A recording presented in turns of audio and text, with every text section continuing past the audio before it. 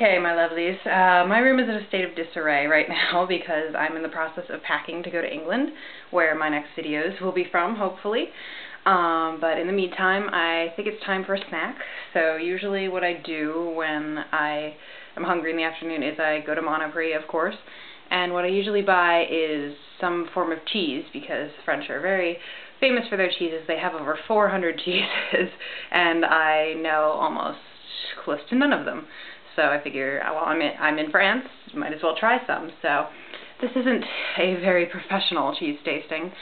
We actually had one of those at my school a while ago, but there was also a lot of wine involved, so if I had brought my camera to there, you would have seen me acting drunk and ridiculous. So I refrained from that. Anyways, you usually just get one small thing of cheese, and so far they haven't been that good, but today I found this, which wasn't really too bad. It was like €4, so I decided, for this much cheese, I'll get it. Let's see. So in here we have, you can't really see it in this mode, we have Cantal, don't know what that is, Morbier, no idea, Chèvre, which means goat, it's like goat cheese, and Forme d'Ambert, I don't know what that is either. So we're going to try these now, and I'm going to open this. Probably going to make my room smell disgusting, because a lot of French cheeses, no matter how good they are, smell like feet. So that should be fun, and we're going to try each one of them and see what they taste like.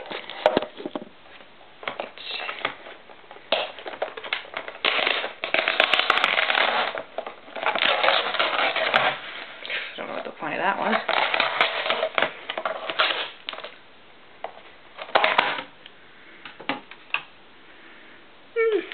Doesn't smell too bad so far.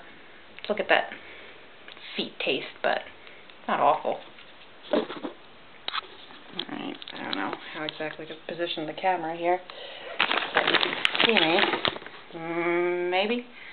I don't know. Alright, so I'm going to try this one on the end first.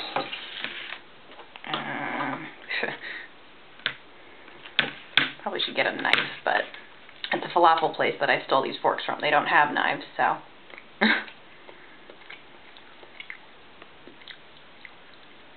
That's not too bad. Kind of strong. Not too tough, not too soft. Not unbearable. There's something in the middle, like a stripe, which might be mold or some sort of divider thing. And usually the moldy cheeses are the really strong, like blue cheeses, like, oh, but so far this isn't too bad. Slightly bigger piece.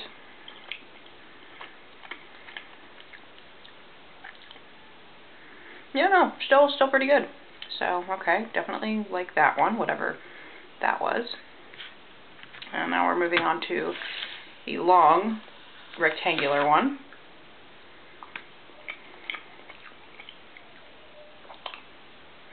That's pretty good too. That just tastes like a normal US cheddar kind of, so nothing wrong with that.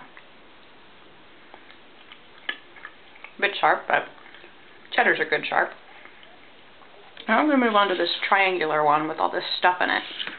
I don't know, I think this one's the goat cheese because it seems a little softer.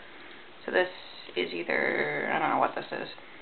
I don't think it's mold in here. I think it's some kind of, no, it is mold, so this is probably going to taste disgusting. Here we go.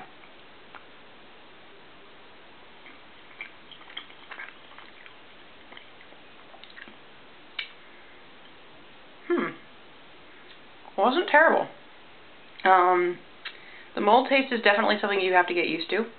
You can actually taste the mold, which probably grosses some people out. But I wasn't too strong. So I don't know, I guess you could just kind of mentally think of it as herbs or wash it down with some great wine, which is what we did at the school event when we got cheeses that we didn't like. Fortunately, they don't sell really tiny things of wine in Monoprix, so I couldn't make this a more classy affair, sitting in my room eating cheese with my laundry behind me. Alright.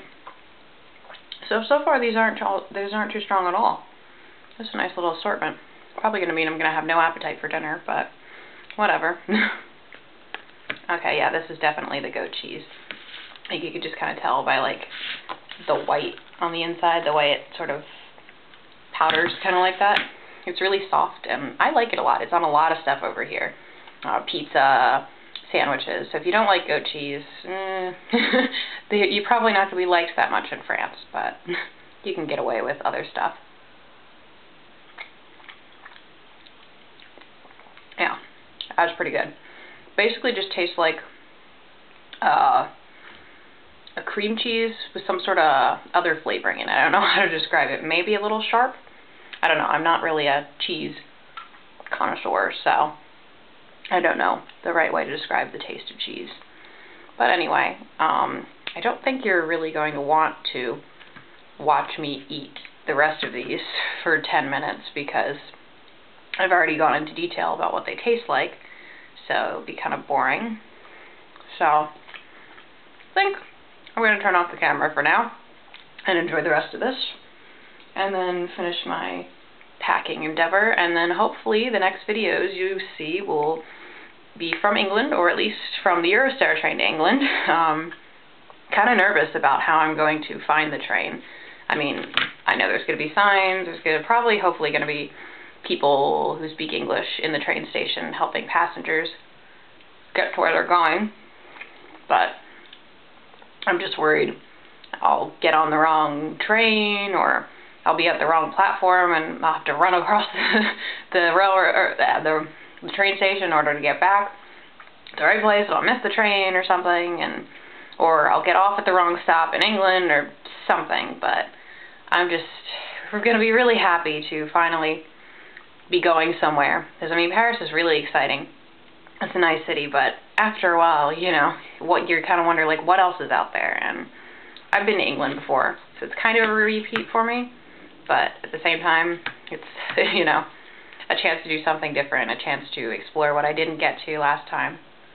And, oh, another thing I wanted to say, it's probably really silly, I'm eating cheese while I'm talking about this, is just to mention how much I love the internet, because when I was 14, I was, you know, a silly teenager that liked silly teenager things. So I took to the internet, as most silly teenagers do, to talk about those silly teenage things. And there were other silly teenage people who shared the same interests and had the same silly teenage things to talk about. And of course, as people do when they have the same interests, we became friends.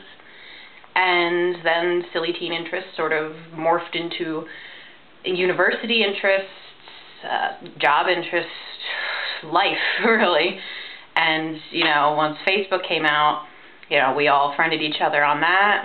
And so what I'm trying to say basically is that there are friends that I've had for the past 6 years that are very close friends of mine that I've never met before.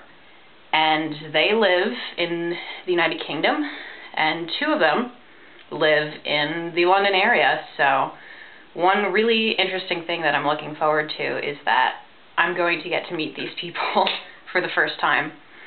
And it's going to be really incredible, I think, because, you know, I know so much about their lives, but, you know, I've never seen them in person, which is just, you know, a really weird but also really cool and interesting thing that is possible now, which wasn't really possible years ago. I mean, there were pen pals and all that, but it was a lot slower, you know. Now it's instantaneous, really, which is also how I was able 2 weeks ago to be like, guys, I'm coming to England, can we meet up somewhere? And they're like, yes. So I don't know, maybe I'll film some of that. Depends on if they want to be filmed or not. And also, because we're still total dorks, we're going to a Doctor Who exhibit. So hopefully I can film some of that for those of you who like that. For those of you who don't, sorry, you're going to have to sit through some dorky stuff for a while. But yeah, so my week coming up is going to be pretty cool.